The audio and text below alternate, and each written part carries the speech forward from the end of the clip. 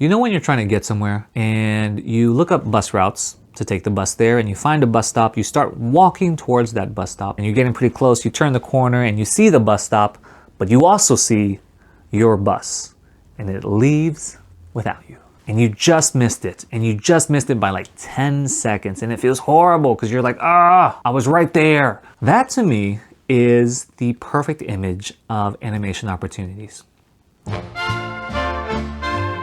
Animation opportunities are like the bus because they always come and they always go. And they'll come and go whether you're on it or not, whether you're at the bus stop or not. It's this system, I believe, of opportunities constantly just swirling around, and they'll come and they'll go and they'll come and they'll go. And the good news is if you miss the bus, there's always one around the corner. And the same thing with animation opportunities. If you miss this opportunity, there's always another one around the corner. These buses, these opportunities, these are the jobs that you want. These are the projects that you want. It's your first animation job that you want. It's your first feature animation job you want. It's specifically the Pixar job, the Disney job, the Sony job that you want. It's the project that you want, the franchise that you've always wanted to work on, Spider-Verse or Frozen or Stitch or something. It could be the director that you always wanted to work with, right? All of these are opportunities, and they're all kind of different. So I guess they're all different bus stops. And so you have to be at the correct bus stop at the correct time to catch these opportunities, and they will take you where you want to go. If you can get on it, if you're ready for it, if you're prepared and at the bus stop. Being prepared and at the bus stop means that your work is up to snuff, your demo reel is good, your interviewing skills are good, your communication skills, your experience, your resume, it's all good and it's all ready. And if none of them are ready, unfortunately, you're not really at the bus stop, right? So like if your animation is not the level that Spider-Verse needs it to be at, I'm sorry, you're not going to get hired. You're not going to catch that opportunity. You're not at that bus stop. In addition to that, there are certain opportunities that require you to live a certain place. Sony requires people to live in Vancouver. So if you're unable to move to Vancouver, again, you're not going to be at that bus stop, unfortunately. And there's a lot of people out there that sometimes they are at the bus stop, but then they get a phone call and like they got to take care of something and then they leave that bus stop, right?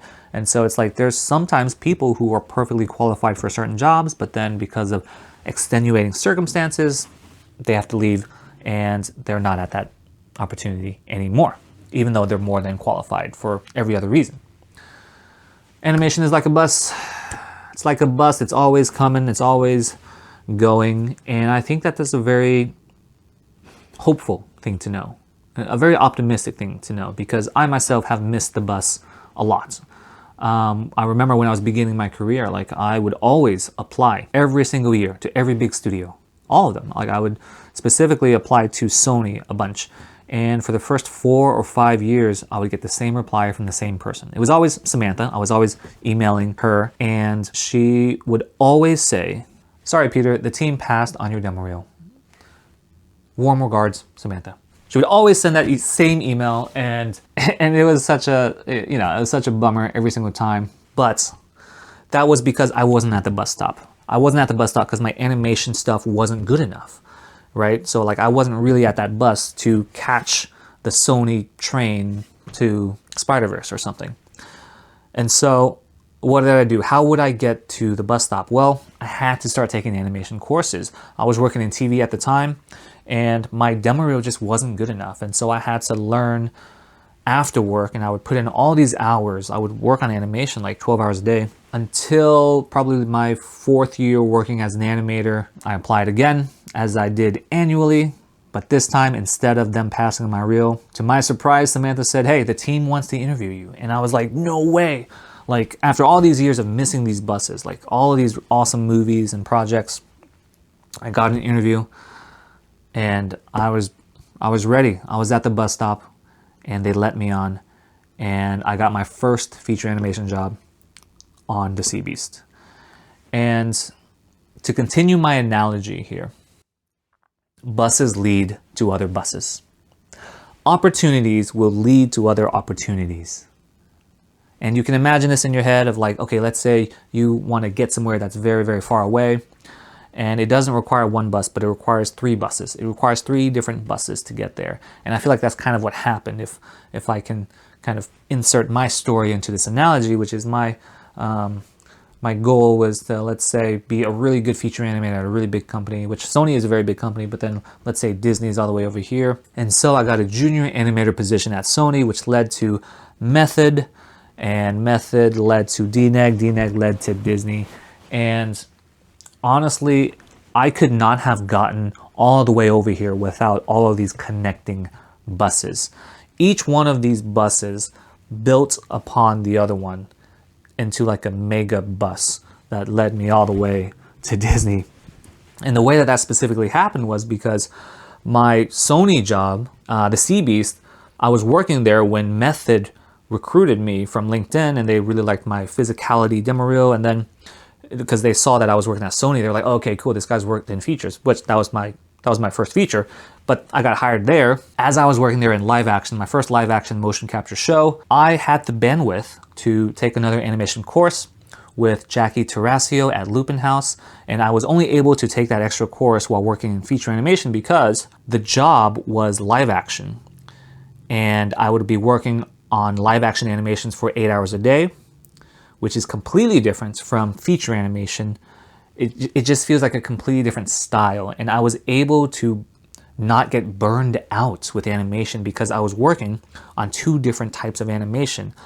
I believe that if I was working still at Sony and working on feature animation in my full-time 8-hour job, and I added on an extra 4-hour a day animation course, I would not have been able to do it. So I was only able to do the class because I was doing a live action job for my full-time job. And because I had taken that class with Jackie Tarasio, she, unbeknownst to me, recommended me to DNEG because she knew a bunch of people there working on Nimona because they had a lot of ex-Blue Sky animators there. And she put in a really good word for me. Thank you, Jackie. And I got into DNEG. I worked on the amazing production of Nimona, rolled me onto Garfield, and at that time, Disney was opening up in Vancouver, and they were hiring a bunch of people from Sony. And because of all of my experience and because I had worked at Sony, I had known a couple of the animation supervisors there and a bunch of other people moving there. And I was also still living in Vancouver, which Vancouver studios like. It all kind of just came together, and the process for me getting hired at Disney was actually pretty straightforward. And I could not have done that without any other of these buses. All of these buses had to form Megazoid bus for me to get there. So buses will lead to other buses. Opportunities will open more opportunities. And yeah, that's a very exciting thing to understand, like especially if you are still waiting for that big break. I can promise you that if you're diligent about it and you finally get that break, it'll open up more doors for sure. Abraham Lincoln said, "I will prepare and my day will come."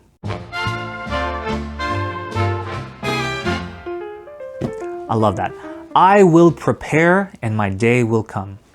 That is inherently a optimistic and confident declaration that he understands that if he is ready, opportunity will meet him and he will succeed.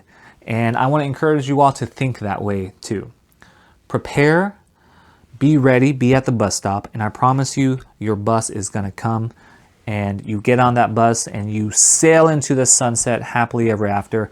I promise you, that's how it works. Like all opportunity is constantly coming around. It's constantly going and it's coming.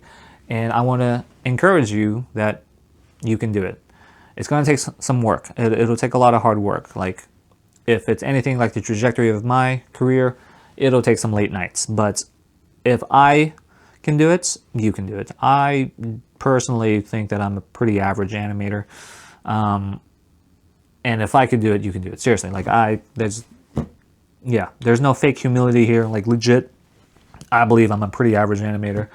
and I've just stuck to it. I just never quit. That's it. I actually think that when I look at all of my coworkers and a lot of my peers, there's very few like genius level animators. A lot of them are just people who never quit. And the people who never quit will eventually reach their bus stop, and the bus always comes. And they get on and they succeed. And they repeat that and they keep doing that, because this is not just for your first animation job, not for your first feature. It's going to be the next feature and the next feature, and then sometimes you want to move up, right? And then that's like, okay, cool, now I want to be a senior animator, now I want to be a lead, a supervisor, right? Same thing. Those are buses. Those are buses that come and they go, and you got to be ready to catch them. Well, that's it for this video. Thanks for watching, everyone. Prepare and your day will come. I promise you that that's true, and I sincerely hope that you catch your bus. Thanks for watching. Like and subscribe, and I'll see you in the next video. Bye. Here comes the bus. Huh?